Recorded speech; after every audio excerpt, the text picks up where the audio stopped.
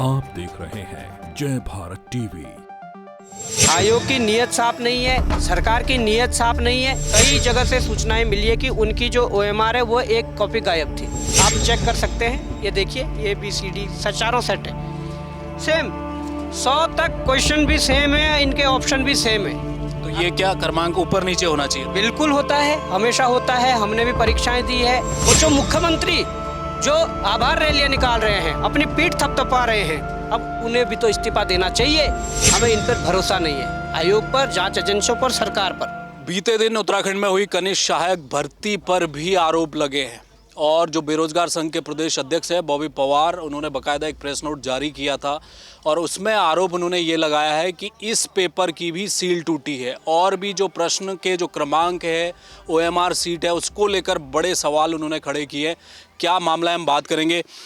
बॉबी भाई, ये बताइए कि ये पेपर भी क्या लीक हुआ है? आप जिस तरह से बता रहे हैं, आपके पास सबूत क्या है?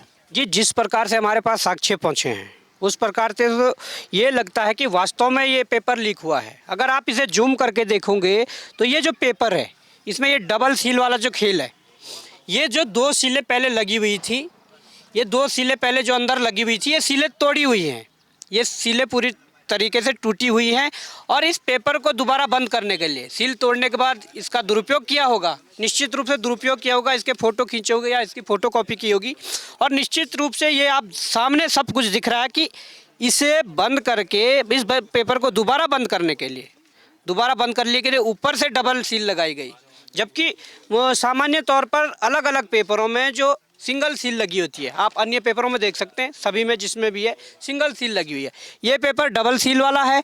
ये कल हमारे पास पहुंच गया था और प्रदेश के अन्य जिलों से भी, कुमाऊं से लेकर गढ़वाल तक, अलग अलग जगह से मुझे फ़ोन आया। डबल सील के मामले अलग अलग जगह से आए हैं और कुछ ऐसे मामले भी आए जिनमें सील नहीं थी। तो मामला कहाँ का है? ये मामला यहीं देहरादून का है, ये देहरादून का मामला है। तो इस प्रकार से आप देख सकते हैं कि किस प्रकार मतलब युवाओं को छला जा रहा है। आयोग की नीयत साफ नहीं है, सरकार की नीयत साफ नहीं है, इसलिए ये घटनाएं बारंबार ये दोहराई जा रही है। अब मैं ये कहता हूँ कि चलो सील वाला मैटर अलग है, उसके बाद जो OMR सीट है, कई जगह से सूचनाएं मिली है कि उनकी जो OMR है वो एक कॉपी गायब थी। जैसे 3 होती है तो उसमें से एक कॉपी ही गायब थी। कई जगह पर कई जो स्टूडेंट कॉपी होगी या जो आयोग को जाती है और एक ओरिजिनल होती है, तो इसमें ये देख सकते हैं वो भी गायब थी। और तीसरा प्रश्न ये है कि जो प्रश्न पुस्तिका क्रमांक है ये और इसके अंदर जो OMR होती है, इसके साथ की जो OMR होती है, इनका क्रमांक सेम होता है हमेशा, परंतु कई जगह पर इसका क्रमांक और इसके साथ OMR का क्रमांक अलग अलग है। ये क्या दर्शाता है? उसके उपरांत तो कुछ ऐसा हो गया कि भारत के इतिहास में पहली बार हुआ होगा कि 4 सेट बनाए गए ABCD, और उसके लिए आप देख सकते हैं कि प्रश्न नंबर 1 से लेकर और प्रश्न नंबर 100 तक आप चेक कर सकते हैं। ये देखिए, ये ABCD चारों सेट है सेम, 100 तक क्वेश्चन भी सेम है, इनके ऑप्शन भी सेम है।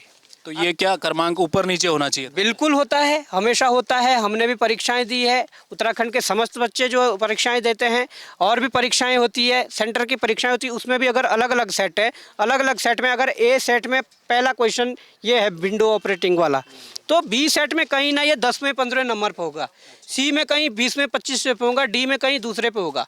इससे क्या होता है कि टारगेट करके जो बच्चे आसपास बिठाए जाते हैं वो एकदम से कर नहीं पाएंगे। मुझे तो ये सूचना मिली कि कई जगहों पर, कई सेंटरों पर पहले ही पता लग गया था कि ये सारी चारों सेट एक जैसे हैं, जिसमें जमकर बच्चों ने आपस में ही पूछकर एक का क्या है, दूसरे का क्या है, तीसरे का क्या, आपस में नकल की है। तो ये चीज़ें सामने आई है, इससे बच्चों का मनोबल नहीं टूटेगा तो क्या होगा। जो आयोग दावा कर रहा है कि हम परीक्षा तो करवाएंगे, हम जांच नहीं करवाएंगे, पहले परीक्षा ही करवाएंगे, उस आयोग के अध्यक्ष को, सचिव को, वहाँ के समस्त स्टाफ को अब इस्तीफा देना चाहिए नैतिकता के आधार पर।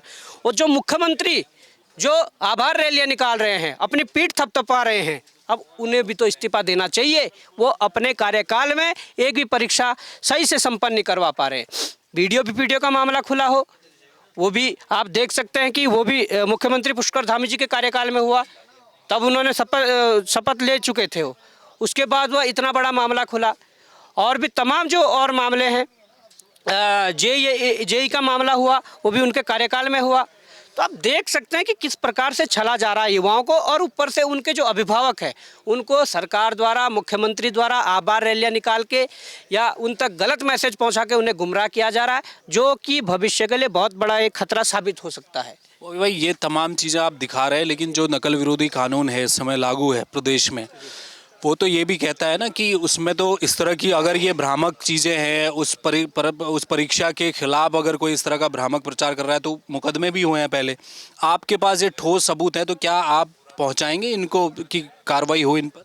देखिए, भ्रामक को पहले परिभाषित करना होगा, भ्रामक की डेफिनेशन देनी होगी आयोग को, भ्रामक की डेफिनेशन देनी होगी हमारी सरकार को। भ्रामक होता क्या है?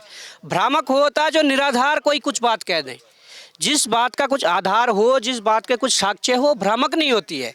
वैसा ही मामला पटवारी में जो मुकदमा हुआ था छात्र के खिलाफ, वो भ्रामक खबर नहीं थी, उससे मैं व्यक्तिगत रूप से मिला, उसका पेपर देखा, उसमें भी ये सील वाला मामला था। उसकी जो 2 सीलें लगी हुई थी उसको तोड़ा गया था और ऊपर से एक्स्ट्रा सील एक लगाई गई थी पेपर को बंद करने के लिए, वो भ्रामक नहीं था। सरकार को, आयोग को, पुलिस को ये करना चाहिए था कि पहले उस पर उसकी जाँच हो, तब उस पर अगर वो गलत होता तो मुकदमा होता, नहीं तो आयोग के ऊपर मुकदमा होना चाहिए था या उन के ऊपर मुकदमा होना चाहिए था जिन्होंने मुकदमा लिखवाया है। अब अगर आयोग, देखिए, इन बातों को अगर समझता है, प्रेस कॉन्फ्रेंस करने से पहले हमने आयोग के सचिव को कॉल किया, तो उन्होंने उस दौरान बताया कि हमें तो कोई ऐसी जानकारी नहीं है। हमने कहा कि कौन आपका टेक्निकल डिपार्टमेंट देख रहा है, हमें आप उनका संपर्क दीजिए, हम उनसे संपर्क करते हैं। उन्होंने कहा कि अभी तो इस स्थिति में कोई भी आपको कुछ बता नहीं पाएगा। आवाज़ उनकी दबी कुचली सी लग रही थी, हमें ये ऐसा ज्ञात होता है कि वास्तव में तब तक उन्हें पता चल चुका था, पर हमें बताने के लिए उन्होंने कहा कि अभी कुछ पता नहीं है। तो ये क्या दर्शा रहा है? हमने पहले उनसे संपर्क किया, उन्होंने जब इस प्रकार की बातें कही तो हमें मजबूरन प्रेस कॉन्फ्रेंस करनी पड़ी। परंतु होता क्या है कि हम अगर कोई चीज़ें जांच एजेंसियों को दे रहे हैं, आयोग को दे रहे हैं, सरकार को दे रहे हैं, वो चीज़ें दब रही हैं।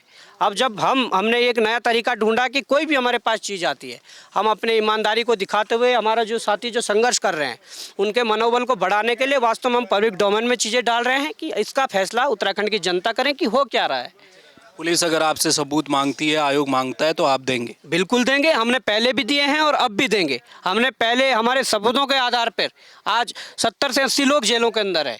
हमने जो सबूत दिए, हमने जो मामले खोले हैं, हम अब भी तैयार हैं और आगे भी तैयार रहेंगे। और अन्य परीक्षाओं में जिनमें गड़बड़ियाँ हुई है और आयोग और पुलिस की जांच समिति जो उन्हें क्लीन चिट दे चुकी है, उनमें भी जांच होनी चाहिए, क्योंकि उसमें भी कुछ जानकारियाँ हैं। परंतु हम अब जानकारियाँ देने से इसलिए डर रहे हैं, हमें इन पर भरोसा नहीं है, आयोग पर, जाँच एजेंसियों पर, सरकार पर। अब अगर सीबीआई आती है, माननीय उच्च न्यायालय के मुख्य न्यायाधीश की निगरानी में यदि जाँच करती है, तो हम उनके पास सारे तथ्य खोल कर रखेंगे। तो ये जो कनिष्ठ सहायक की जो भर्ती कल हुई थी उस पर सवाल है, और तमाम सबूतों के साथ बॉबी पवार यहाँ बैठे हैं धरना स्थल पर। इनका ये कहना है कि अगर आयोग, पुलिस उनसे सबूत मांगती है, तथ्य मांगती है, साक्ष्य मांगती है, तो वो देने को तैयार है। लेकिन बड़ा सवाल ये है कि नकल विरोधी कानून लागू है, इस तरह की खबरों को प्रसारित करने पर कई लोगों पर मुकदमे कायम हो गए हैं। इसलिए हम शुरुआत से ये कह रहे हैं कि बॉबी पवार जो आरोप लगा रहे हैं, हमारे कैमरे पर उन्होंने बोला है, सबूत होने का दावा कर रहे हैं। इनका ये कहना है कि अगर ये इस तरह के साक्ष्यों को पुलिस तक, आयोग तक पहुंचाते हैं, पहले भी पहुंचाए, उन पर कार्रवाई होती ही नहीं है। इसलिए पहले सचिव से कल इन्होंने बात की, जब उनसे किसी भी तरह का कोई सहयोग नहीं मिला, उसके बाद ये मीडिया में आए, तब जाके इन तमाम साक्ष्यों का होने का जो दावा कर रहे हैं उनका खुलासा कर रहे हैं। अब देखना है कि अगर इस परीक्षा में कहीं कोई चूक हुई है, कोई गड़बड़ी है, तो आयोग के स्तर में क्या पुलिस कार्रवाई होगी, और होगी तो क्या बॉबी पवार से उनके साक्ष्य मांगे जाएंगे। कैमरा मयूर उपाध्याय के साथ हेमभट्ट, जय भारत टीवी।